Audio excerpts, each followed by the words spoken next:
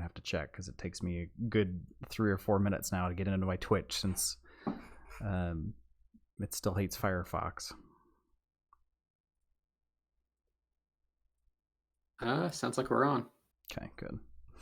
Because I gotta go incognito on Chrome, and then when I log in, it sends me a verification code. And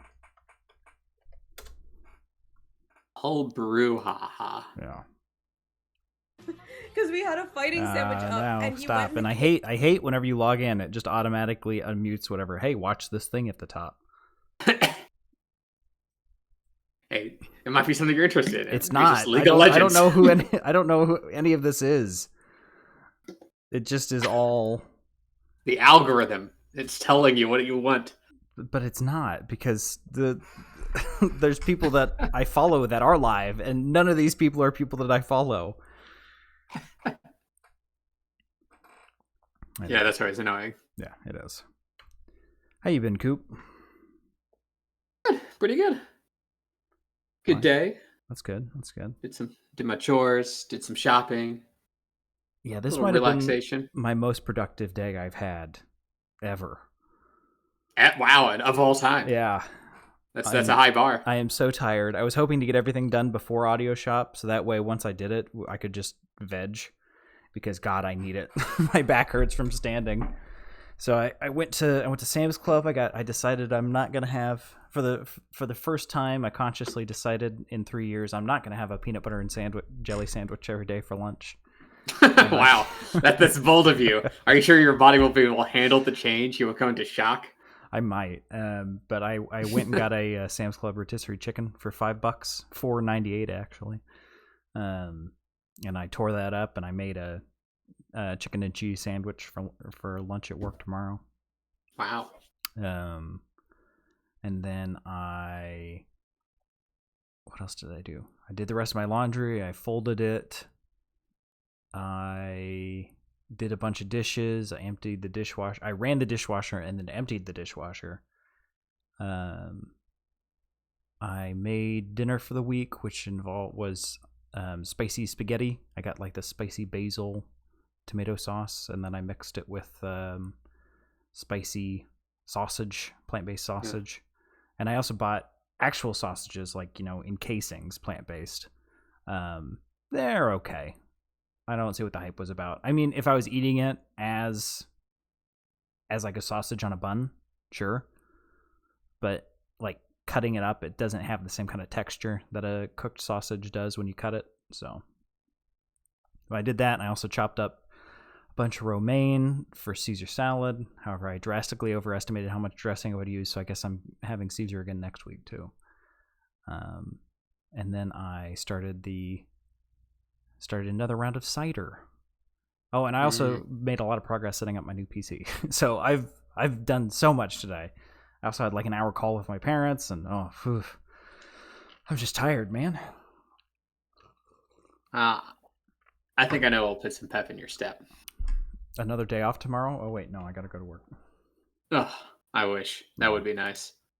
I'm looking forward to this weekend. This weekend I don't really have anything planned. It's a 3-day weekend. This weekend, Sam, it's Sunday. Yeah. What's that song? Working for the weekend? I've been working for the weekend. With the really good synth. Dun, dun, dun, dun, dun, dun, dun, dun, dun. Yeah. What's that album off of? We should do that one. Who's that even by? I don't remember. I want to say it's one of the classics. By Loverboy? Loverboy. One Hit Wonders. Okay, maybe we don't do that album. Yeah, I'm not sure. Well, okay, I take it back. They're not one hit wonders. All right. Because they also did Turn Me Loose. How's that one go? Da-na-na, da-na-na, da-na-na, da. No, that's not Turn Me Loose. You're gonna have to look it up. I can't look it up while streaming because then we'll get slammed. We'll get flagged. Flagged for Loverboy. And then one of our viewers on Twitch and YouTube won't be able to hear it. What else did they do? Let's see. Show me their discography. I guess I'm yeah. I guess I'm kind of familiar with Turn Me Loose. Two-hit wonder. Yeah. Yeah, I'm looking at these other tracks and I'm not recognizing really any of them. There's a Jump on here, but it's not the one I'm thinking of. Oh, Jump! They released an album in 2014. Ah.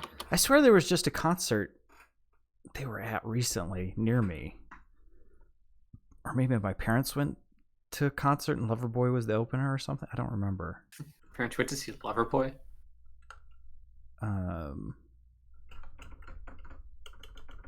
What is Google doing? It wouldn't let me type. They're touring with Foreigner. That's right. That's what it is. Well, I mean, good for them. Glad they're still working through it. And I think maybe it was, I don't know. I think I did see something about they had a show in Indiana. I think it's already passed. But yeah. Still a thing. You gotta get that cheddar. Are there any like current? I guess it's kind of an oxymoron to say. Are there any current classic rock bands? But you know what I mean. Like any new bands that are playing in that style? I guess not really. I mean, that's kind of like I don't know, stadium rock. Yeah. Well, falling a little out of fashion. That's fair. Because there are, I mean, rock is still a thing, but that's, I guess it's called classic for a reason because nobody really does that. It's less in vogue. No one wants to listen to classic rock; they just listen to classic rock. Yeah, true. I don't know. I figured maybe somebody was out there doing something. I guess Jeff Lynne if he releases another album, but that's not exactly new bands. Yeah, that's just Jeff Lynne. Yeah.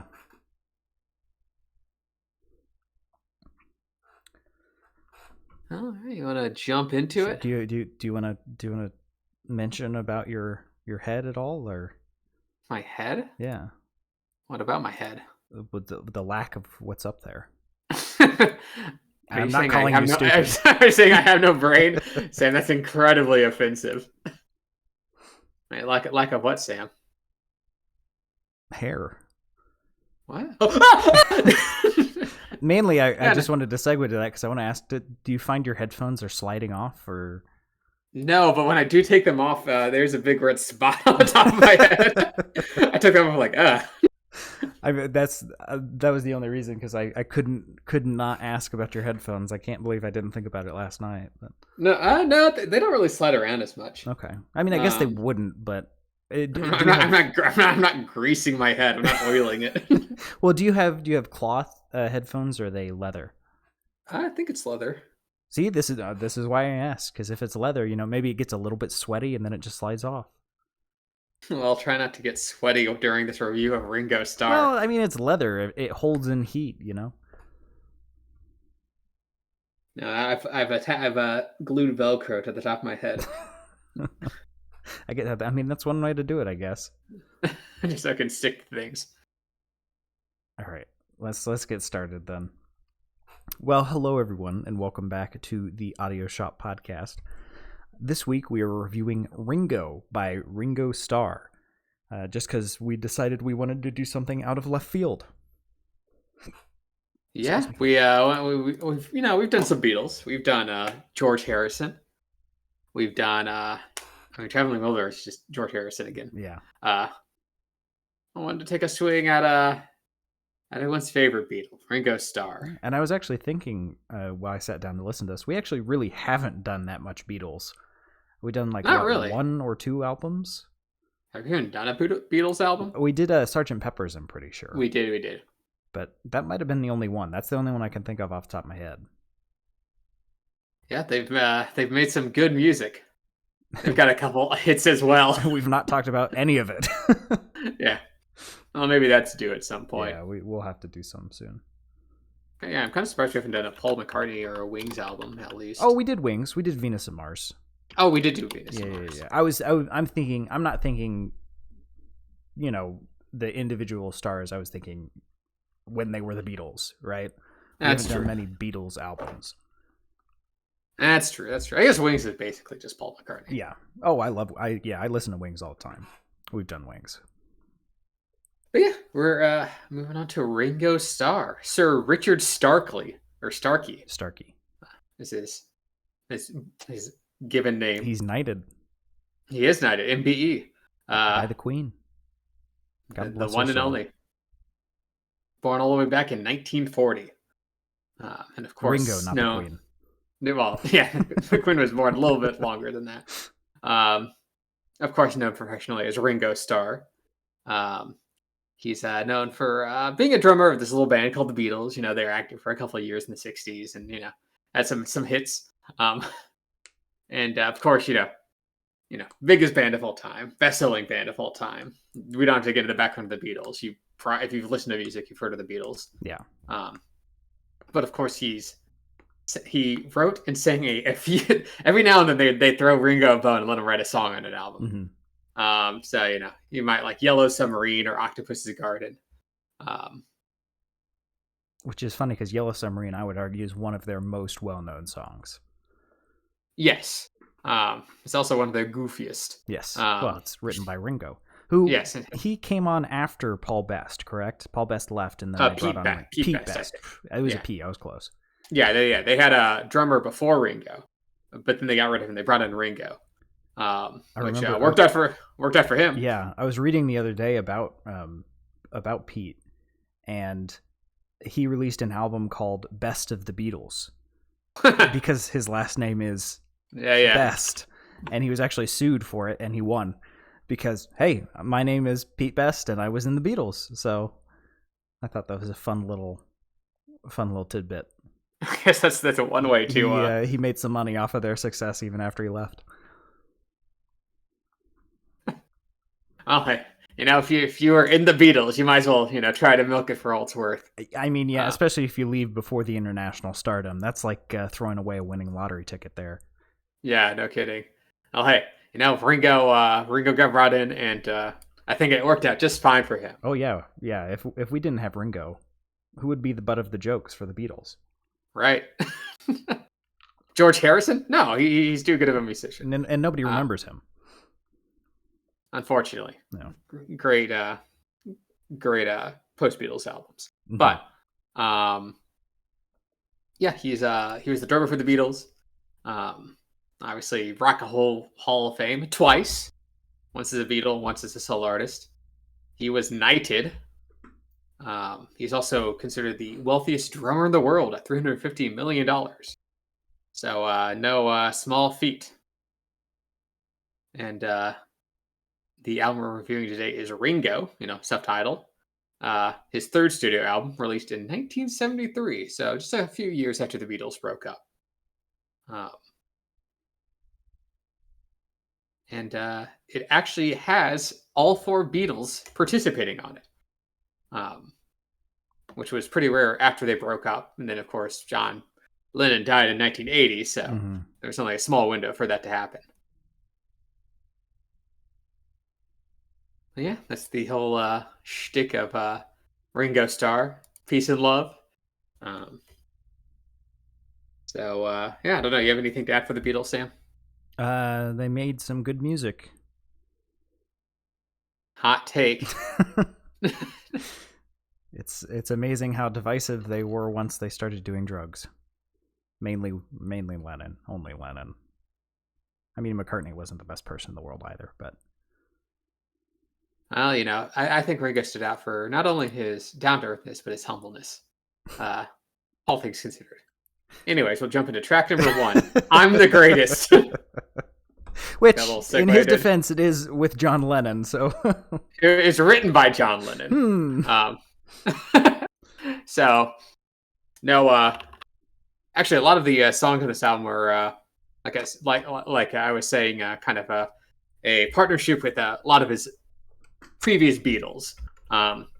Because famously, all the Beatles kind of hated each other by the end. Yes. John and Paul hated each other. George hated John and Paul because they never let him write songs. Mm-hmm. But everyone was still friends with Richard.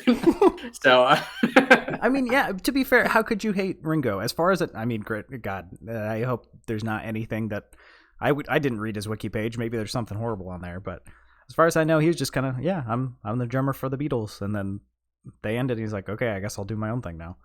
Yeah, I think the man was very easy to get along with, and that's its own perk in a way, right? Yeah, you have three very butting heads kind of musicians. Having one guy who can kind of hold the piece is its own challenge. Yeah, they almost certainly wouldn't have stayed together as long if it weren't for him. I mean, John Lennon didn't sing "I'm the Greatest." He gave that to Ringo. So he did, but he wrote it, which he probably sings that. Well, he probably sang that to himself. Quite a bit. He's not singing it to himself now. Maybe he is. You don't know. There was that tweet a couple of months ago from Paul McCartney saying one of my friends is going to be on The Masked Singer, and somebody responded, "That would be the craziest way to find out John Lennon's still alive ever." I don't think. It's the other Paul McCartney. The one that faked his death back in the '60s. Oh God. No. Track number 1, "I'm the Greatest," written by John Lennon and sung by Ringo Starr. Sung by Ringo Starr. He does a lot of singing on this album. For better or for worse.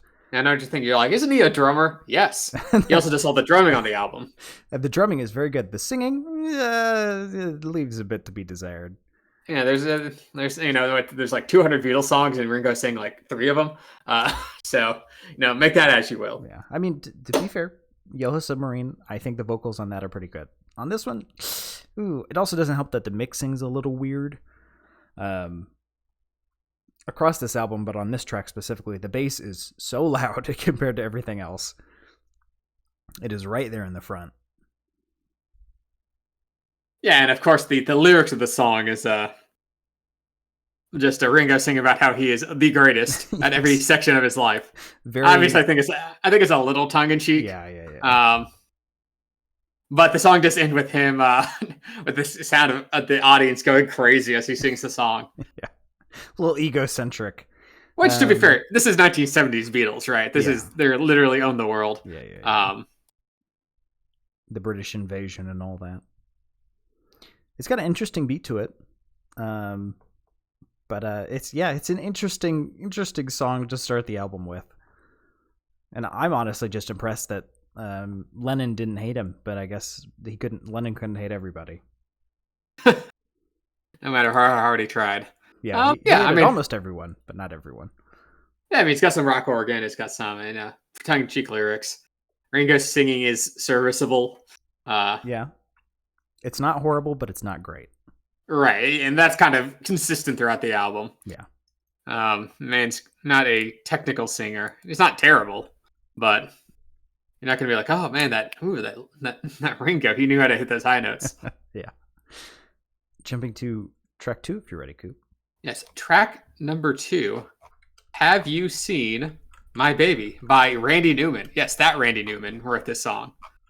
Yeah, this is a pretty star-studded album. I mean, yeah, Ringo brought in a lot of friends on this one. Yeah. And this one's got kind of a honky-tonky, ish kind of like throwback song. Yeah. It's got a great bit of sax work there at the beginning, and you get the honky-tonk piano that balances out with the guitar nicely in opposite ears. One of the few times they balance things really properly on this. Did you catch that really weird bit of synth that popped out around a minute 30 just in the left ear for like half a second? I don't think so. It's just some twinkly synth way in the background, way out in the left, and then it disappears.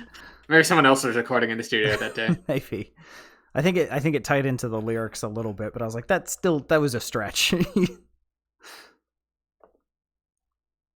I mean, it's definitely got a little bit of Randy Newman in it, which I've never been the biggest fan of Randy Newman's music, and I think that kind of sticks here. It's got kind of a brassy, fun, energetic thing going on. The song doesn't really have a lot of progression. No, but we do get we get a piano solo and a guitar solo, My only issue is the piano solo is shifted so far left. I wish it was brought just a little bit towards the middle, like the guitar solo at 2:45 was. The piano solo is at 2:30ish. It is just it's so far out to the right.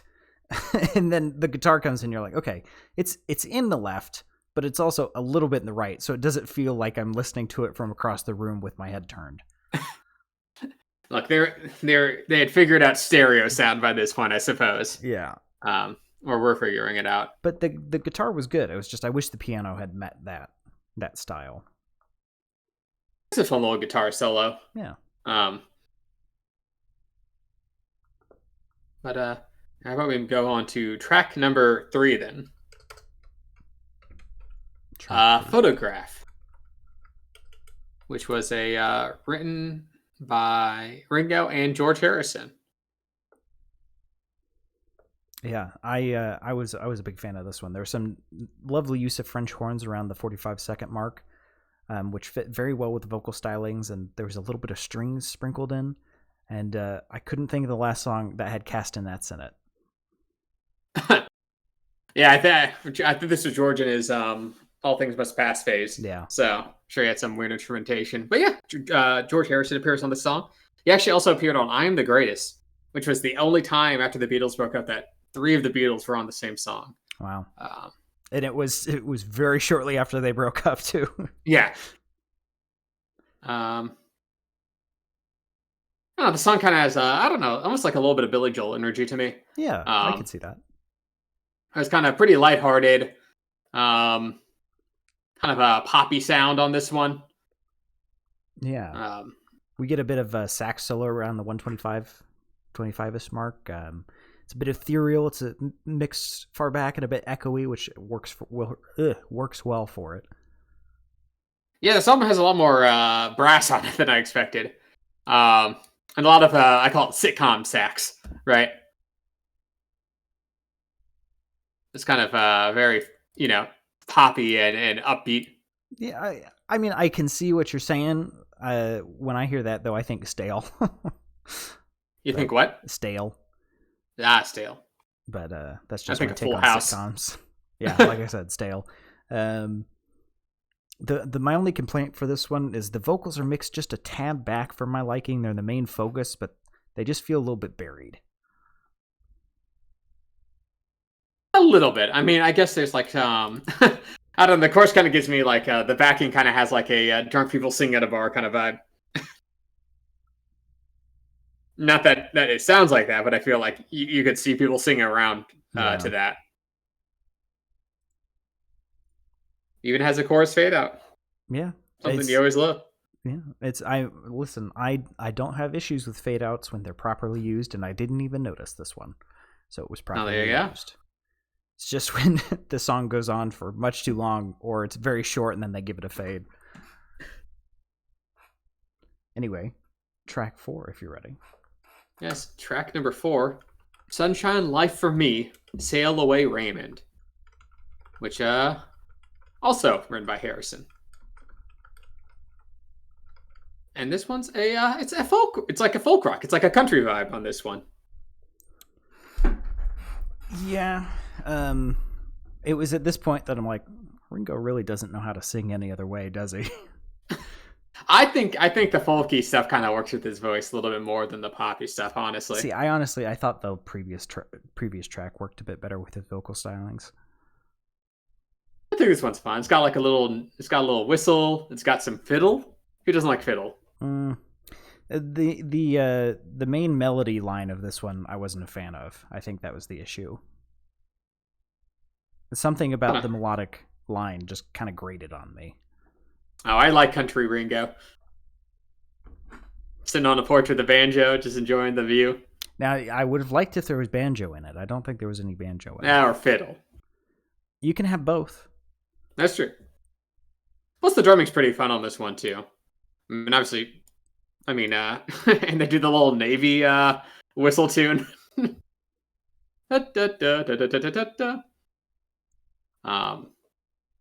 Yeah, I also like the drumming. It's a little fun, a little off-kilter. Obviously, Ringo drums on the entire album, so you'd think you'd have some say on how it sounds. Yeah. But I mean, yeah, I can't complain about the drumming.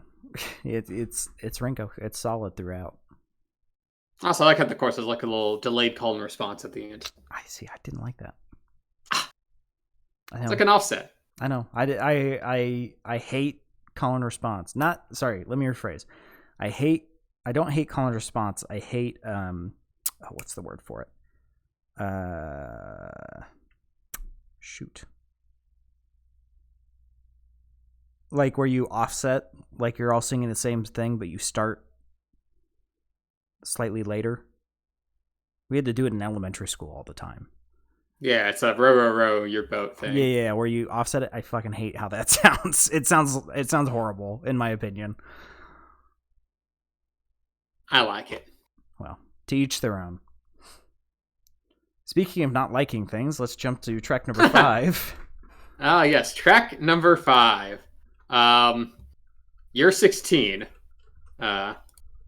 which is aka the song right there, Officer Song.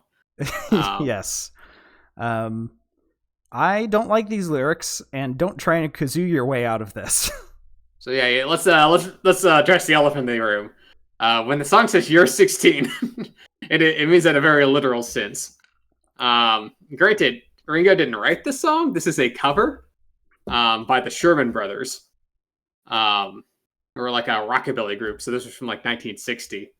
That doesn't make it better. But doesn't make it great. They were probably like in their 30s when they wrote this, I bet. Yeah. I mean, Ringo was in his 30s when he's saying it. Yeah. Which, not a great look. Obviously, not something I don't think we'll be having any more covers of this song in the future. No. Unless it's like a Michael Bublé thing where he like changes the lyrics, like Santa Buddy. Yeah. You're 42. You're in your late 50s. You're well established in your career. And you're mine. And you're mine. But it doesn't help that this one has a really catchy beat that I like. I really yeah. That's the worst part of the song is that it's kind of a bop. Yeah. Sound. I thought you wouldn't like this one because it's kind of got that sock hop sound to it. I mean, it does a bit, but the kazoos are fun. It's got like this bassy backing vocals. Yeah.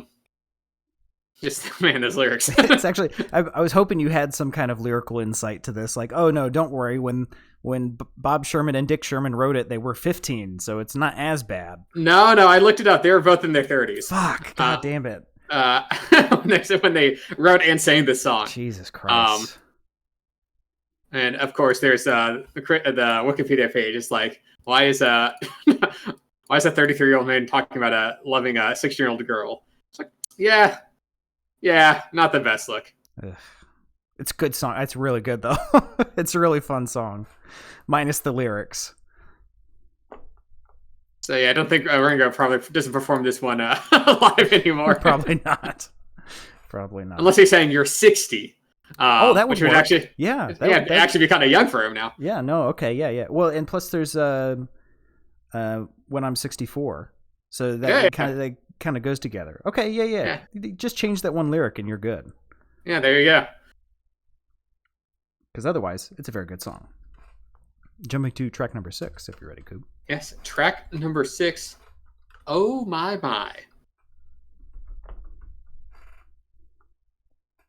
Which is written by Ringo and Vincent Posea Jr.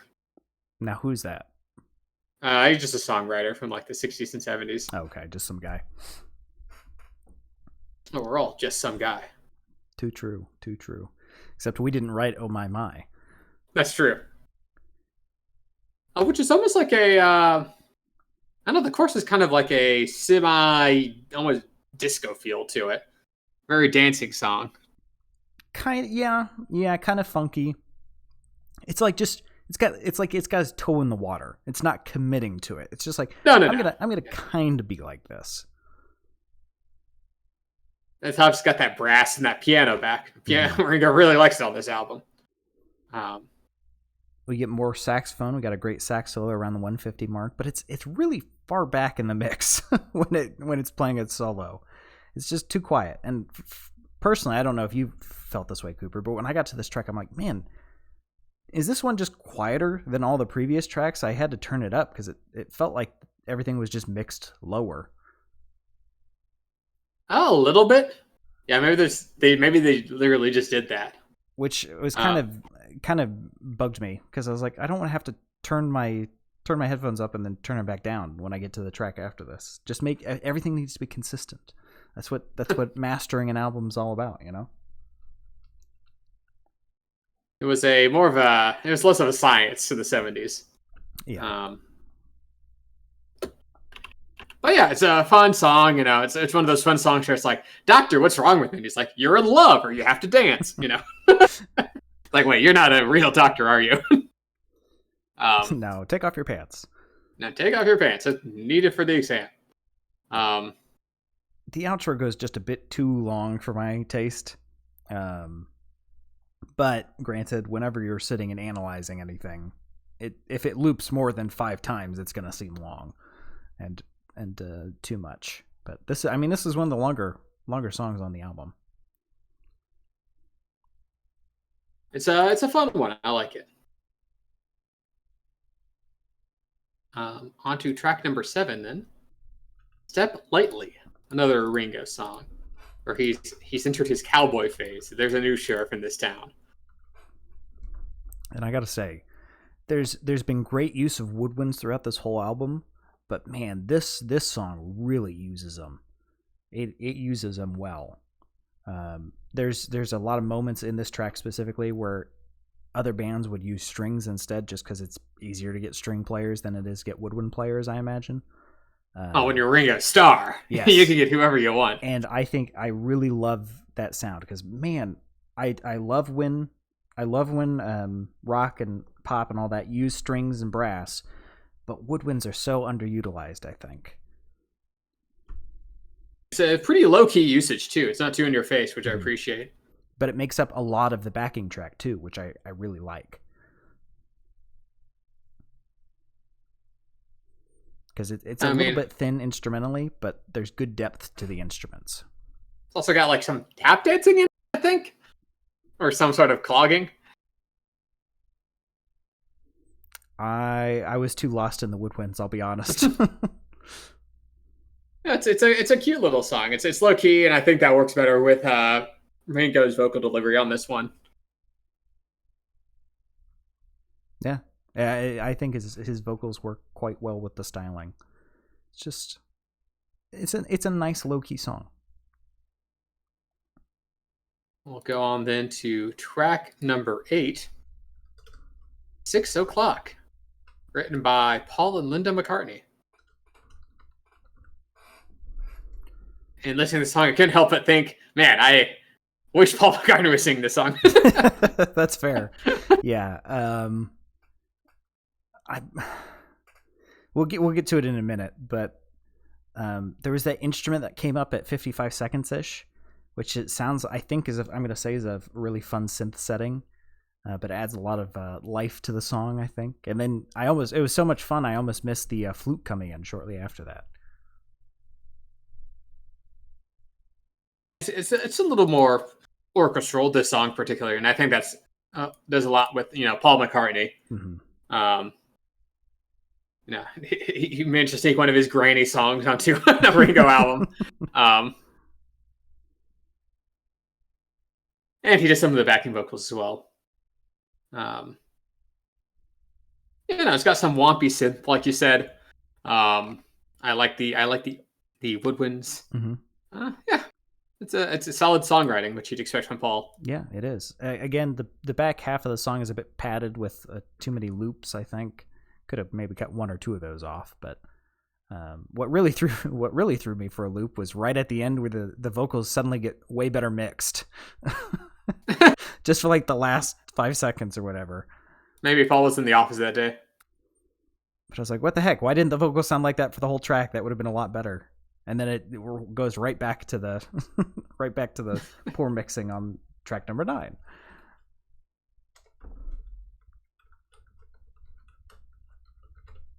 I think this is a decent song. Yeah. I was trying to segue there, Cooper, to track number 9, if you're ready. Sorry, say it again. And it goes right back to the poor mixing on track number 9. Devil Woman. Sorry, did I do that right? Another Ringo song, co-written with Vini again. And this is the classic. She's so evil, but I need to sleep with her. My favorite subgenre of rock music. I got a little bit distracted at this point because the vocals were mixed properly at the end of track 8, 6 o'clock, and then so horribly at the start of Devil Woman that I had to look up the producer, and it was Richard Perry. And I know he can produce songs because he did God Bless Tiny Tim before this one. So what's going on? Why does that tell you that they can mix songs? Because that one's okay mixed. But yeah, this one's got some lovely brass in it. The instrumentals are so varied throughout the album. The vocals might be a bit samey, but every track it sounds so different because the composition is varies quite heavily. Yeah, no, I mean, this one's it's kind of that blustering piano, and the brass are doing a lot of work on this song. Mm-hmm. Even has a little bit of a percussion break on it. Hey, remember Ringo's a drummer, not just a singer? I don't think anybody forgot about that listening to him singing throughout this album. I think Ringo forgot a little bit. Yeah. He didn't have to do all the singing on this album. No. It's an album with John Lennon and Paul McCartney and George Harrison, you know. We wouldn't have judged you, Ringo, if you had let them take over a little bit, but it's a fine song. Fun little guitar solo as well. Yeah, I really love the brass in this. It's just, man, the backing tracks on each of these are just banging every single time. And jumping to the final track, Cooper, track number 10. Yeah, track number 10, You and Me, Babe. Well, no, babe's in parentheses. You and Me, parentheses, babe. Also, we should mention that we skipped Down and Out, which I think is number 5 on Spotify. 4 on Spotify. 4. Yeah. Because that's a bonus track, and then I don't remember what the other 2 are after You and Me, Babe, but those are also bonus. Yeah, 1991 reissue bonus tracks. Yeah. Usually they don't put bonus tracks in the middle of the album, but whatever. Yeah. Well, I mean, I guess if maybe that's considered the definitive edition, I guess. Down and Out's not a good song though, so that really isn't. But no, yeah, You and Me, Babe. Another Ringo song. Also, was written partially by the Beatles' road manager and personal assistant. So good for him. Which, I mean, hey, it's a good song. It's a good song. And and also a couple of years after this, I was looking on the Wikipedia page. He proceeded. About 3 years after this album came out, he was shot and killed by the Los Angeles police when he threatened them with a rifle that turned out to be an air rifle. Oh my gosh. Which is pretty sad. So that's a little bit more of a downer on the song, but yeah. But back to the song. It marries instrumental elements from across the album. It's got strings, woodwind, brass, and then it even throws it's the last track, but they're still adding new instruments. There's a marimba around the 220-ish mark. And it's so rich. It's so dense. There's so much going on. We'll say that Ringo, well, you can say a lot about his singing and stuff, but at the very least, he's willing to throw something at the wall instrumentally and see if it sticks. Yes. Which I can appreciate. And I know I've been complaining about the mixing, but it really isn't that bad. It's just like, come on, this is the Beatles, right? But all of them worked on this album in some form or another. I'm just trying to hold them to higher standards, but granted, the mixing on their albums wasn't always the best either, as they were figuring out how the heck you do non-mono sound. And of course, the song ends as any album should end, which Ringo personally thanking each and every person that worked on this album. you laugh. I actually really love that. I thought that it's actually very cute. Big gentleman energy. Yeah, it's just, and plus I'm also just a big fan of the Liverpudlian accent. Yeah, it's cute. I think Ringo is not ignorant of the fact that a lot of his good graces came from being in the Beatles, and he's willing to give back for that. Yeah, it was. I really enjoyed the end of it. That was really sweet, I thought. Every album should end with the lead singer saying goodbye to the audience, and then listening to credits. Honestly, I would say I wish more albums did this, but I think that would take away the specialness of this one doing it, you know? It's kind of like, give him back. He named it Ringo. He's the singer, so he wants to give a little, he wants to help the little guy, like Paul McCartney. And John Lennon. Yeah. No, but I really enjoyed that. That was out of left field, and it was very sweet. I liked it. Yeah, and that's the album. That's it. That's all of it. That's all she wrote. So, Sam, what would you say is your least favorite song on this album? Least favorite? This is probably going to be a bit controversial for you. I said Sunshine Life for me. I knew it. I just didn't like it. I'm gonna make that favorite now, just to spite you. It was just that main melody. Something about it really was grating on me. I don't know. It's not logical at all. I just didn't like it. I don't have a reason for not liking it. I just didn't like the melody. What about you? What's your least favorite? Have You Seen My Baby wasn't my favorite. I didn't really care for that so much. Randy Newman just didn't do it for me on that song. You don't like Randy Newman? You got a friend in me? You got a friend in me. And lyrically, Year 16 deserves a shout out. First ever least favorite lyrics tab. See, Ringo made the mistake of giving it a number. Do not do that in your song, Ringo. Yeah. You're 37. You have a kid, but that's okay. I'm willing to be a stepdad. And you're mine. And you're mine. Yeah, that was I feel like even in the 70s that wasn't a good look, but yeah. Fisha. So there's your Ringo controversy you were talking about earlier, Sam. Yeah. I don't think that's on him though. Well, he chose to sing the song. He chose to sing it, but it's also a really good song. So at the very least, I did go when I found out he didn't write it. Like, okay, at the very least. Yeah. But still. Well then, what's your favorite, Sam?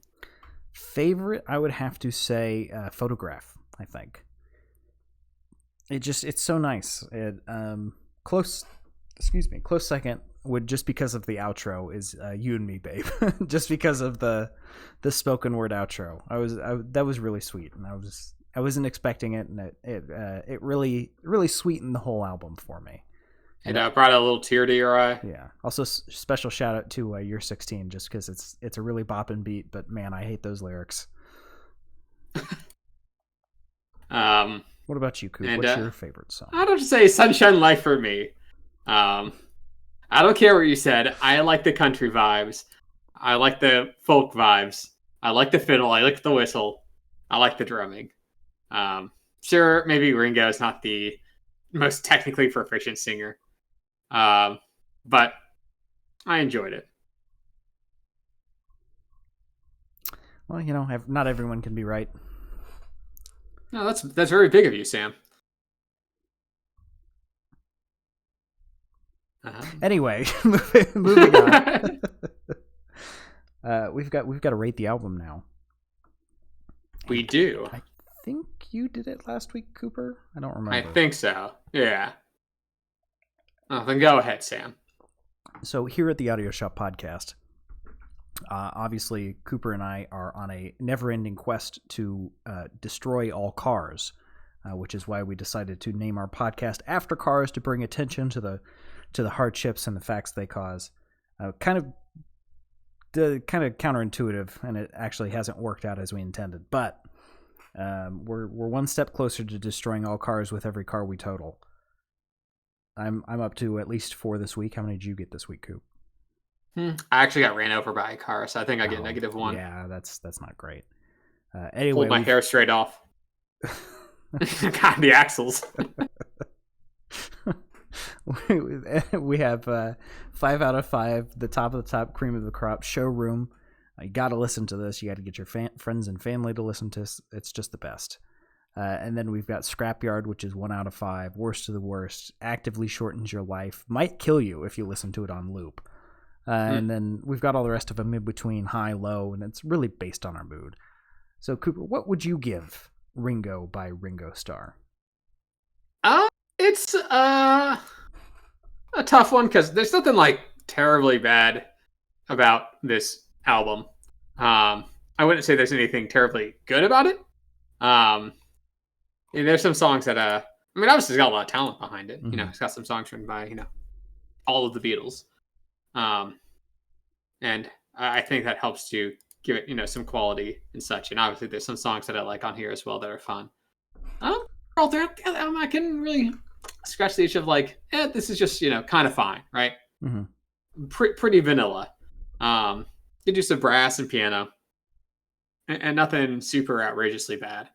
But for me, it's like a high fixer upper, or gets the job done. A lot like Ringo, right? Gets the job done, but maybe not my favorite. I respect the man putting in the work here. Singing every single one of these tracks, even though he's not a singer. Mm-hmm. Could have turned out a lot worse, but certainly not something I'm gonna come back and revisit super often. What about you, Sam? I would say the highs certainly aren't super high, but the lows are not low really at all. Everything is very, very upper average, I'd say. So I think I'd put it pretty firmly in the like new, low to mid like new. Not you must listen to this, but it was a fun time, and I really enjoyed the great variety in backing tracks with all the different instruments and all that stuff. So yeah, it's a fun time. I think if you choose to listen to this album, you'll have a fine time with it. Yeah. I don't think it's going to be like you're going to go out being like, yeah, Ringo, he was the one. But you'll see that the guy has talent of itself. Well, also, every track has one very famous. Yeah, man had a lot of talent helping on this. Yeah. So that's certainly listenable. Yeah. But yeah, I think that's it. Yeah, that's all we've got. Now we're gonna roll on over to the spare tire, which is just whatever else we've been listening to this week. What have you been listening to, Cooper? While I figure out and pull up Spotify so I can tell you what I've been listening to. I've been listening to quite a few albums this week. I did some traveling for work, so I had some time to listen to some newer albums that I've been putting off. Listened to a Deftones album, White Pony, the new Foo Fighters album, But Here We Are, which was pretty good. The Hive Mind Necrosis album. Or sorry, that's the name of the album. The artist is The Anti-Fax, I think.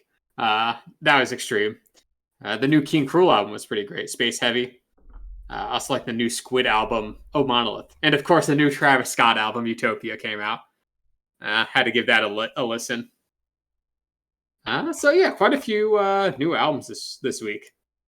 What about you, Sam? Not a whole lot new. I've caught up fully on 2 of my podcasts. I've dived back into ELO. I hadn't been listening to a lot of them recently and needed some. Oh, you're only going to be in the top 0.002%. I'd be surprised if I was in the top 0.1%, honestly. I've not listened to them a lot this year. I listened to Snail House's new single, Fashionista, which was okay. And I've been listening through. I've had to buckle down quite a lot. So I listened to the Tron Legacy soundtrack a couple of times because it's actually very good focusing music. Because it's not too hard electronica, aside from like Derazed, but it's just kind of nice and calming. Obviously, the last album by Daft Punk before they broke up, the last true album that wasn't a remaster, I do miss Stat Funk. Yeah. Yeah, I've been listening to a little bit of their other stuff as well. Just on occasion, like I want to listen to Touch. I want to cry. Well, anyway, that's all we got. So if you liked what you heard and you want to hear some more, and you're on Twitch, you can scroll down and click the picture of Jeff Lynne. He's the guy with the fake afro and the aviators. They'll take you to YouTube, where most of our past episodes are. And if you're listening on YouTube and you want to listen to it live and yell at us in the chat, in the description, we'll take you to our Twitch. That's usually every Sunday at 8 p.m. Eastern. Usually. And Cooper, I think, do I bother asking? I'd say it's dead, right? Twitter? Well, what is... oh, you mean X? I am never going to call it that. Sorry, Sam, they put a big X on their building. We have to call it X now. I don't give a crap this is the biggest temper tantrum. I give it 6 months until it's defunct. Sam, I go into X and there's a big X on the loading screen. The tab says X. I don't care what it says. It's Twitter. Sam, don't you know X is the coolest letter of the alphabet? God, it's just because he's held on to X.com since fucking PayPal days. You know, that's why he got booted out of PayPal, because he tried to rename it to like X PayPal or just X. He's held onto that website since he got booted out of PayPal. And that man doesn't know how to get rid of a bad idea. He's an idiot, is what it is. But yeah, Twitter does technically still exist. You can follow us at AudioShotPod, that's POD, on Twitter or X. Have we made a Threads yet? Maybe we should do that, even though 90% of users have stopped using it already. 90%, like I said, 100 million. Look, I'm like I said, going down with the ship. I just want to see what the fire looks like. You're welcome to go down with the ship, but I think we need to get in there early. So many people, we're so big, everybody's going to be taking that name. Get in there early. Oh, sorry, we ran out of spots. You can't make an account. Oh man. Well, yeah, I wouldn't be surprised if they end up leaking my bank hit information or something off Twitter. Yeah, God, it's just a right-wing cesspit at this point. Don't worry, Sam. I used your social security number whenever I created the account, so I don't have to worry about leaking anything.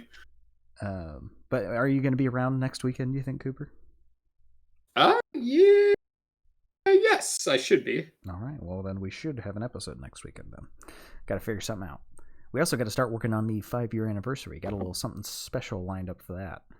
It's coming up relatively soon. Yeah, not less than 6 months at this point, but it's rapidly approaching. So quickly enough that we need to get our butts in gear. That's true. With the grandiose plan that I made 3 years ago. Yeah, if we delay it now, it'll be kind of silly. Yeah, so we'll have to do that at some point. But that'll be something special for later. Anyway, thank you all so much for watching and listening, and we will see you next time. See you later, shoppies. See ya.